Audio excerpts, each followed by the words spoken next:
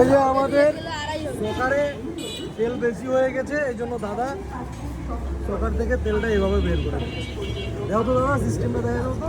এই যে এইভাবে মালটা ঢুকাই দিতে হবে। আচ্ছা, হ্যাঁ, দিয়ে মালটা ঢুকাই দিয়ে এইভাবে ওইটা টান দিতে হবে। এই যে আমাদের অয়েল চলে আসতেছে।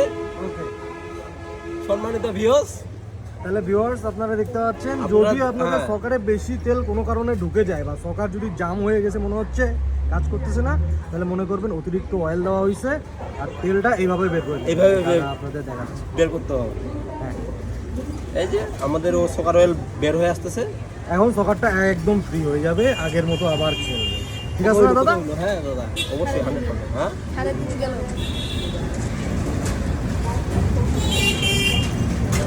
এটা আমরা সকার অয়েল বের করতেছি হোন্ডা হর্নেট 160 আর। হ্যাঁ, ওকে, পাস।